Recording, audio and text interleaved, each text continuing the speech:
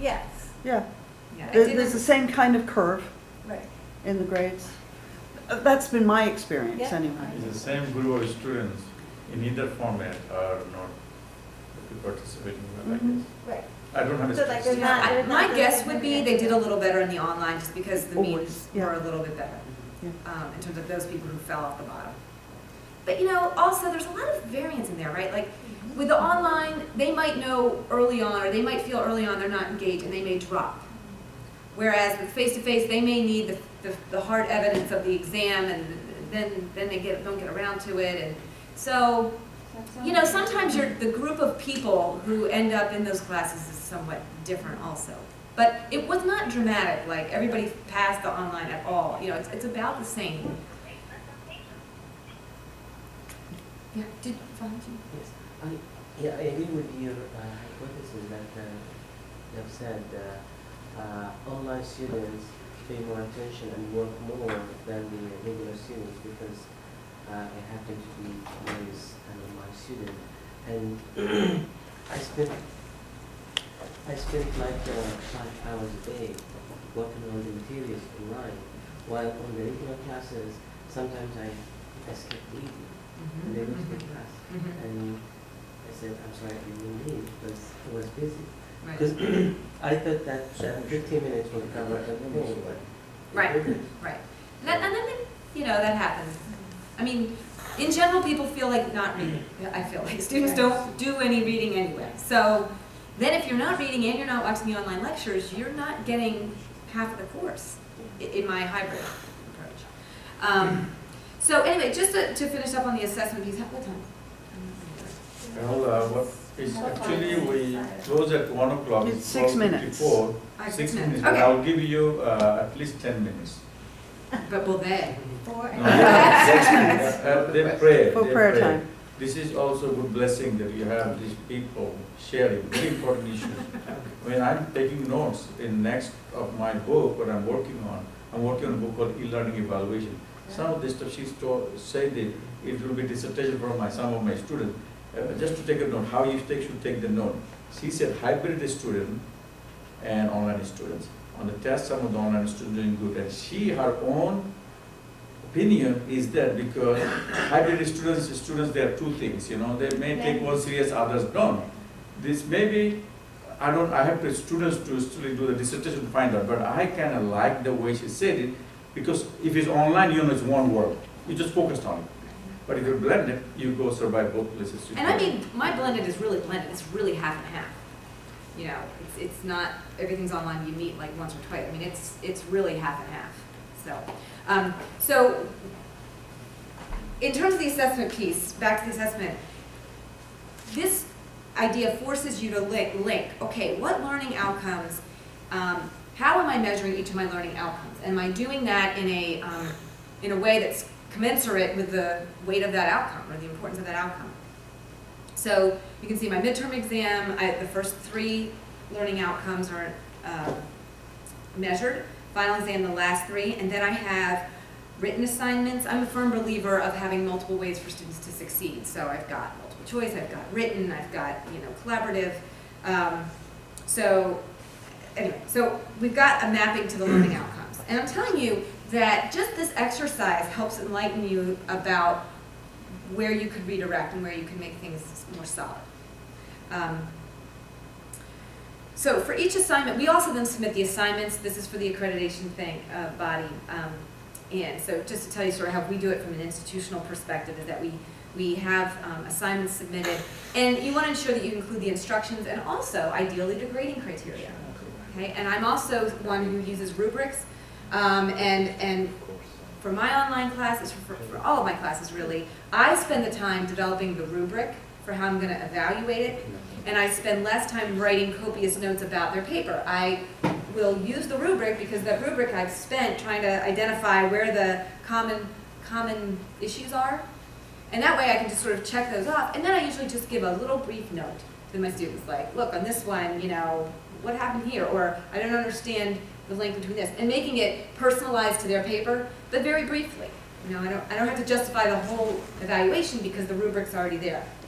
But you still get that little personal connection. So it's a written exam. Well, for my Why not assignments, fine? for my assignments, I do written. They do written. And there's a rubric, meaning it says this is satisfactory, needs improvement, or excellent. So it's not on that exam? Oh, I don't do any not online used exams. it's- No, the assignments are posted online. This only. Yeah, Okay. yeah. I may say that one thing, I don't like to interrupt. See, their concern is assessment. What concern you have all over the world, the same thing. So that's good that they are proctoring the exam. Well, right, I mean, my exams are proctored, but the, No, Doctor, you prepare everything, of course, in advance for the whole course, well, Yes. right?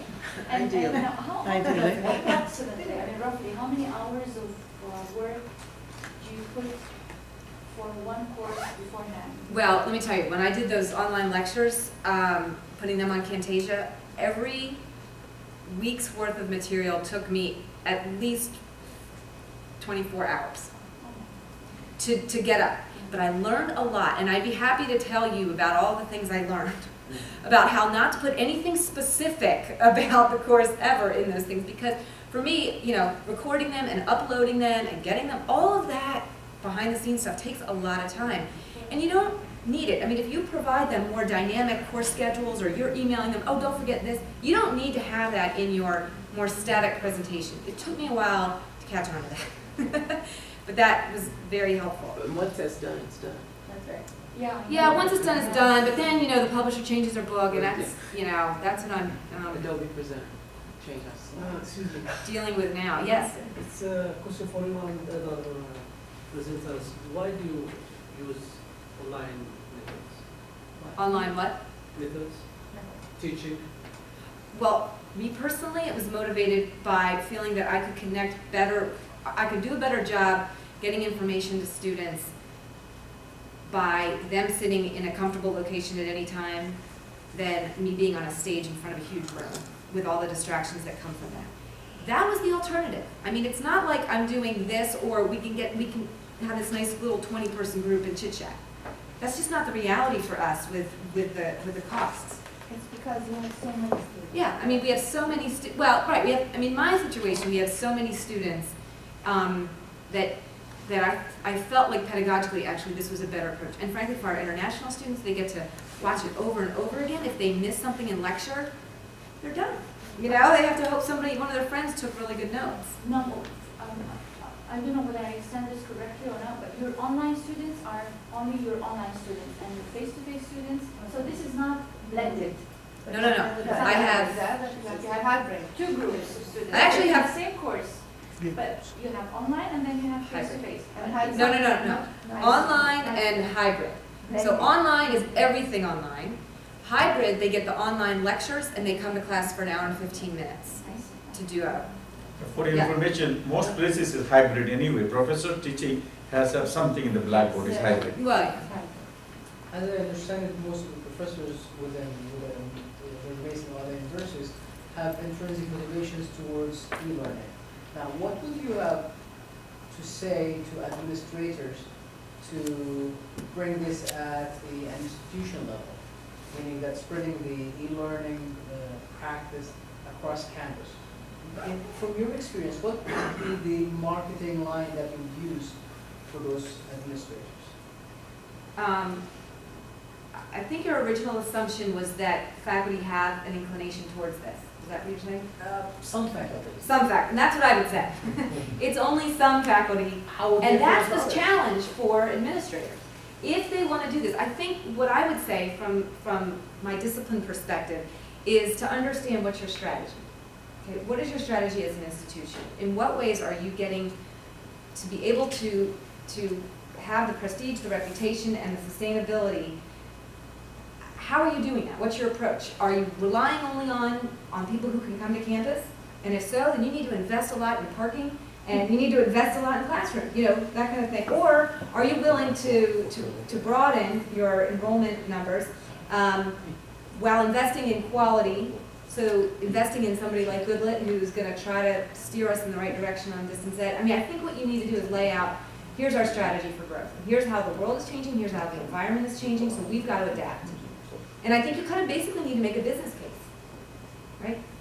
even though we're nonprofit, you know, or state institution, you have to make the business case for why we need to kind of evolve. We gotta move off the dime.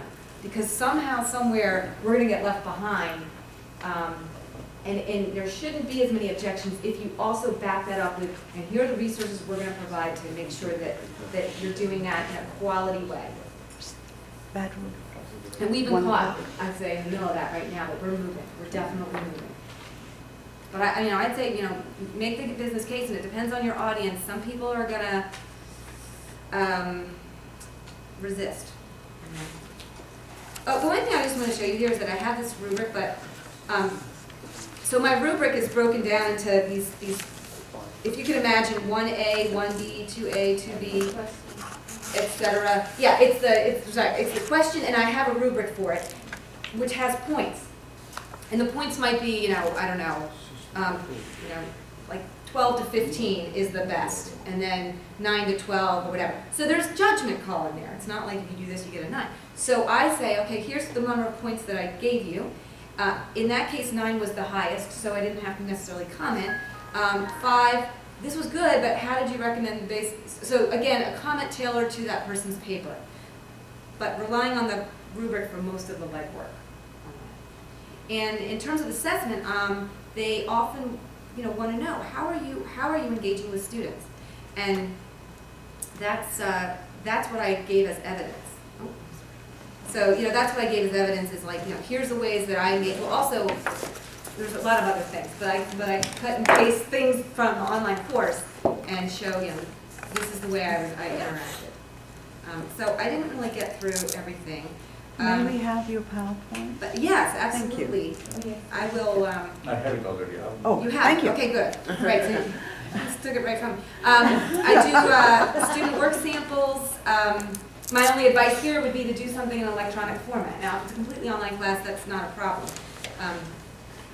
This is the communication part, and just looking for trends. And and the student feedback. One thing I want to say here is the reflection assignment. I think often we survey students, we ask for ratings, but I have found it very valuable to ask them at the end, right, tell us, what did you get most out of this course? Mm-hmm. And it'd be interesting to see the things that pop to the top that you might not have thought were as interesting. But what meant most to you? How did you apply it? That those kinds of things, and you can see that there's differences, but you can also try to see trends about things that really seem to resonate, and you can try to see what happened there that worked. The other piece is your own reflection, right? So now that I'm sitting and thinking about what I'm doing and why I'm doing it, and what the outcomes were, what would I do differently? And ultimately, that's the whole point, I think, right? Is to just continue to do it better, to strive for an enhanced experience. When you're Students. putting up this course, do you have less teaching load of this, your department? Is it department supportive? That remains to be seen. That's not,